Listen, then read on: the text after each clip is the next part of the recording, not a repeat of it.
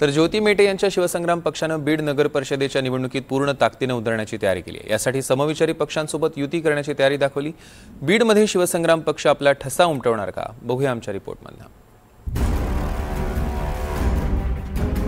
विनायक मेटेनंतर शिवसंग्रामची नवी दिशा। नगर परिषदेच्या रणांगणात ज्योती मेटे सज्ज। समविचारी पक्षांना पाठवला युतीचा प्रस्ताव। मराठा समाज ज्योती मेटेंना साथ देणार।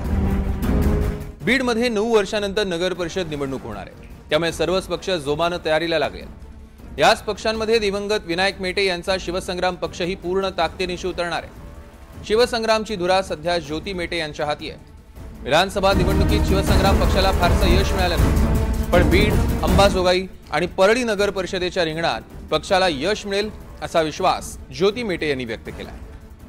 आमच्याकडे नगराध्यक्ष पदासाठी देखील एक प्रबळ चेहरा आहे। त्या व्यतिरिक्त अन्य 11 प्रभागांमध्ये म्हणजे 11 दूनी 22 ठिकाणी आम्ही पूर्ण ताकदीने लढू शकतो। याच्यामध्ये या शहरातील अल्पसंख्याक भाग देखील आला आणि उर्वरित भागही आला, त्यामुळे या 22 पदांसाठी आम्ही पूर्ण क्षमतेने लढायला तयार झालेलो आहोत। 2016च्या नगर परिषद निवडणुकीत शिवसंग्रामला अपेक्षित यश मिळालं नाही, पण शिवसंग्रामच्या उमेदवारांनी दुसऱ्या क्रमांकाची मतं मिळवली होती। विनायक मेटेंच्या निधनानंतर ज्योती मेटेंनी शिवसंग्रामची फळी नव्याने उभी केली। याशिवाय समविचारी पक्षांनाही एकत्र लढण्यासाठी युतीचा प्रस्ताव दिलाय। बीड नगर परिषद नगरपालिके व्यतिरिक्त अन्य 2 नगरपालिका शिवसंग्राम पूर्ण ताकदीने लढवणार आहे आणि या निवडणुका लढवत असताना आमच्या समविचारी पक्षांशी आम्ही युतीचा प्रस्ताव दिलेला आहे। जिथे सन्मानजनक वाटा आम्हाला मिळेल त्यांच्यासोबत राहून किंवा त्यांच्याशी युती करून आम्हाला ह्या निवडणुका लढवायच्या आहेत आणि परत एकदा विकासाचा मुद्दा समोर ठेवून या निवडणुका लढवण्यासाठी आम्ही सज्ज झालेलो आहोत। ज्योती मेटे बीड लोकसभा निवडणूक लढवण्यासाठी आग्रही होत्या। त्यांनी शरद पवारांची भेट घेऊन महाविकास आघाडीकडून लढण्याची इच्छाही व्यक्त केली होती। मात्र शरद पवार गटानं बजरंग सोनवणेंना उमेदवारी जाहीर केली।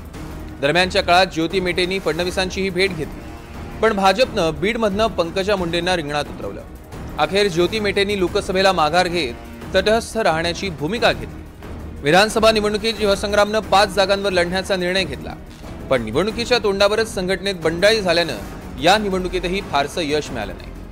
आता शिवसंग्राम पक्ष नगर परिषदेच्या रिंगणात उतरतोय। या निवडणुकीत शिवसंग्राम पक्ष युती करणार की पुन्हा एकला चलोचा नारा देणार, आणि त्याहून महत्त्वाचं मराठा समाज ज्योती मेटेंच्या पाठीशी उभा राहणार का, हे पाहणं महत्त्वाचं ठरणार आहे। आकाश सावंत, NDTV मराठी।